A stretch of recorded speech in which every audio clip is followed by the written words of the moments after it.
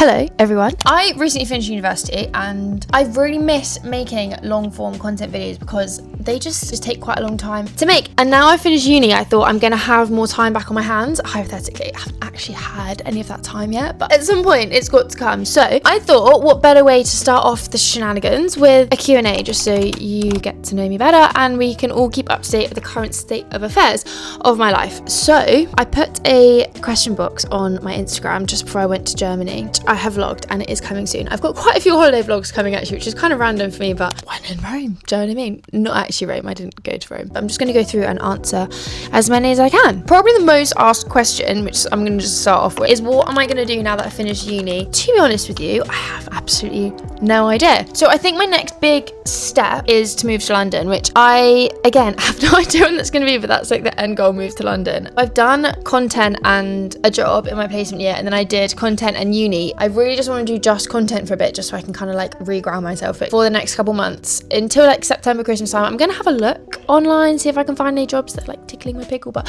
if I don't, then I'm just gonna stick with content for a bit. But I don't think I would ever want to do full-time content, like long-term just content. I think I'd always need like a little something extra. Dream scenario would be that I did part-time marketing job alongside content, but realistically they don't have those up very often. I think it's more of like a full-time or no time situation. But yeah, I've moved back home. I just wanted to be with my mum for a bit. I'm basically just going with the flow, see where the wind takes me. But okay, next question is, any advice for someone going into second year on how to make the most of uni? Honestly, I feel with you, you've just got to, like, as stupid as it sounds, you just have to say yes to everything. Like, join a sports team or a society, go and just do all the things you can. Obviously, money is a bit of an issue when you're at university, so if you have some way of bringing in money, that would probably help. I didn't in my second year. I was literally like bottom of the overdraft the whole time. But in my second year, I really got into the gym. In my first year, that was kind of like drinking just all the time. Obviously, your course becomes a bit more serious in second year, so you kind of have to take a bit of a step back from that. Obviously, not entirely, but it's like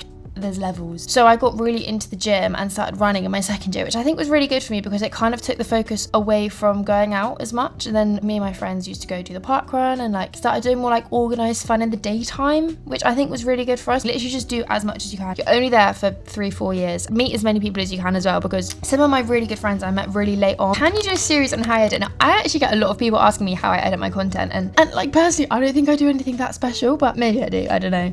But I edit all of my reels and TikTok, I edit on my phone on CapCut. This is my CapCut, just like loads and loads of videos. One of my like classic running reels, which people always ask me about, like this is what they kind of look like it's just like loads of jumpy like it's just jump cuts. Like I just do jump cuts. I don't have the concentration span to watch anything longer than that, so I have to make that, because basically a trial and error. I spend like a minimum of 3 hours on CapCut a day, I think. The worst days is like 6.5, 7 hours on CapCut. Okay, next question is, how did you grow the reach of your account? So when I grew the most, I was posting every day, literally every single day. So if you have the time and the energy to do that, then that's going to grow your account the most. But I had no life. That's all I did was edit and post. So using trending audios if you can. I don't actually know how much that helps, but the next question, which kind of ties into the last one, advice for those wanting to make Instagram their job. Now, if you're wanting it to be your career, then all of the money that you're going to get is from brand partnerships and ad deals and retainers and stuff like that. So you want to make content that you would see a brand wanting, if that makes sense. A lot of people that I've met who have like content as their career do a lot of UGC content, because you don't need to have a big following for that. So that's always a route to go down. But I'm not the best person to ask about that. I have management myself, so I actually don't know how to do it as a solo individual because I have a manager. Okay, next question is, when can we buy the Ballers merch or artwork from your degree show? Funnily, I'm wearing it right now. Here's my Ballers hoodie. Wait, I'll show you the back of it.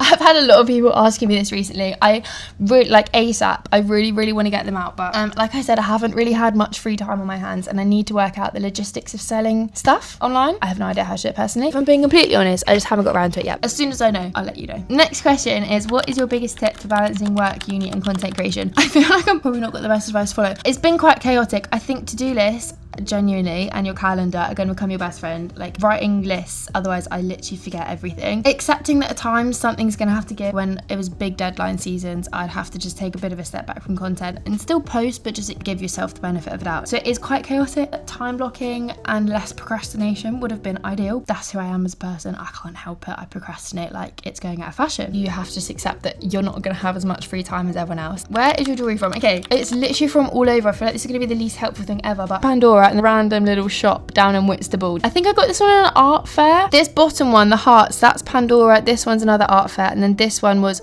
a market stall in Edinburgh, I want to say. I think it's called Uno. It's a place in Mallorca. Oh my god, I love it so much, but this is quite expensive, this one, compared to the others. This little bird, that is from an art fair, and this one underneath is from a market stall, a farm shop in Loughborough. They like twist around, so it's like a little fidget spinner on my finger. These two are from Pandora. These ones again are just from little market stall. Tiffany, Vivienne Westwood. I have a diamond from my mum, and then this one is from Dylan Oaks. It's just like a jewelry shop on Instagram that sent me this as a PR, but it's really cool. It has my name on it and I just love it, so I wear that a lot. And these are all like tarnish free. I literally wear them every day of my life. And then my earrings, I get them from random places, so I never tell anyone where my jewelry's from because it's literally from all over. I just go up to market stalls and see something, I'm like, oh my god, I want it. Sorry, it's getting really hot. I had to take that off. Okay, another question I've been asked quite a lot is, when are the Speedy Ballers back in London? I've actually been wanting to move my run club back down south for such a long time, but quite hard to plan logistically because I'm not even in London myself. But on Sunday the 31st of August, I'm doing a run club with Gales in London down in Southwark. So I'm going to put all the information on my run club Instagram, Speedy Ballers, at some point. I haven't done that yet.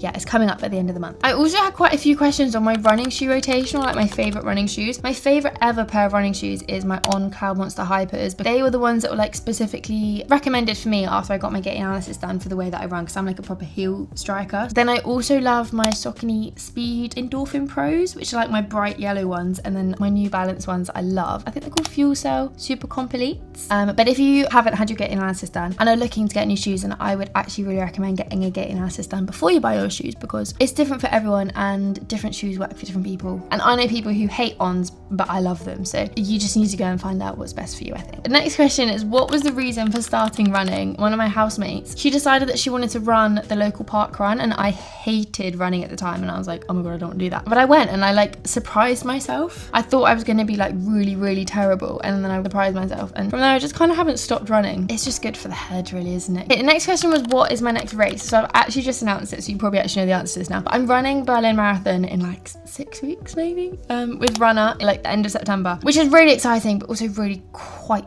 terrifying. But I'm going to do like a marathon diary series on my Instagram that I'm hoping to also bring to YouTube. This one's actually really quite cute. Someone's asked me, well, they said, I seem so bubbly at the run club today. How do I overcome any social anxiety? Which is, I think, a brilliant question, because what is funny is I will have been myself at the run club. Like every time I do a run club, I literally have to take like deep breaths on my way over because I get so stressed. I think you literally just have to put on a facade. Like it literally is just fake it till you make it. I would have been really anxious talking to you probably. Sometimes I think I come across really cold when I speak to people because I'm probably just being so awkward. So if I have ever, but please, it's just because I'm awkward, like an event or something, I think I just do put on like the bubbliest version of myself, which is why I love making content, because you can pretend you're confident, but you're filming by yourself in your room and no one has to see. And then the last question I'm going to answer is what goals I have in mind. And I honestly don't even know what goals I have in mind. I think my main goal right now is to bring my run club back, because I really enjoy doing it in Loughborough, but I haven't done one since Loughborough. So I think that's one of my biggest goals, is to get my run club back and put the ballers for sale, because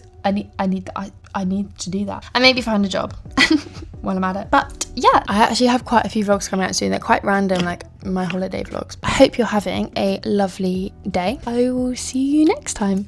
Bye.